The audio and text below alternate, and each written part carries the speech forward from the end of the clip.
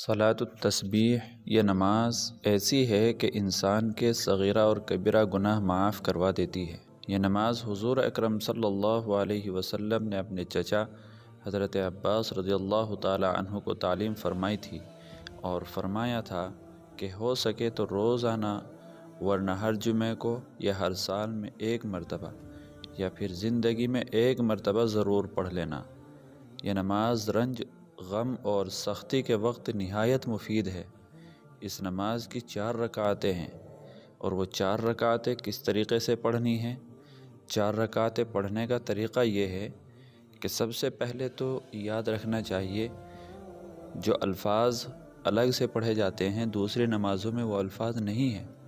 وہ الفاظ یہ ہیں: سبحان اللہ والحمد للہ ولا الہ الا اللہ واللہ اکبر، سبحان اللہ والحمد للہ ولا الہ الا اللہ واللہ اکبر۔ یہ الفاظ، یہ کلمات ہر رکعت میں 75 مرتبہ ہونے چاہیے۔ سب سے پہلے انسان نیت باندھے 4 رکعت نماز نفل کی، نیت باندھ کر ثنا پڑھے اور ثنا کے بعد 15 مرتبہ ان کلمات کو پڑھے۔ پھر سورہ فاتحہ اور کوئی سورت پڑھنے کے بعد 10 مرتبہ پڑھے۔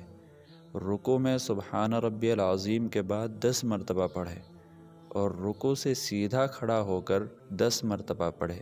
پہلے سجدے میں سبحان ربی الاعلیٰ کے بعد 10 مرتبہ پڑھے۔ سجدے سے اٹھ کر جب بیٹھیں گے دونوں سجدوں کے درمیان تو 10 مرتبہ پڑھے۔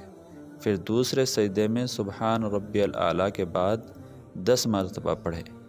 اس طرح ایک رکعت میں 75 مرتبہ ہو جاتا ہے اور پھر اسی ترتیب سے چاروں رکعتوں میں یہ کلمات پڑھیں گے۔ ایسے ہی یہ نماز مکروہ وقت کے علاوہ ہر وقت پڑھ سکتے ہیں۔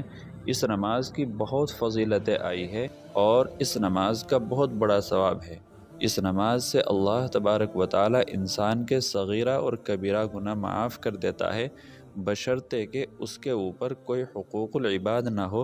حقوق العباد تو بندے کے معاف کرنے سے معاف ہوں گے، اور جو حقوق اللہ ہیں، اللہ تبارک و تعالیٰ کے جو حقوق ہیں وہ اس نماز کی برکت سے اللہ تبارک و تعالیٰ معاف کر دیتے ہیں، چاہے چھوٹے گناہ ہوں اور چاہے بڑے گناہ ہوں۔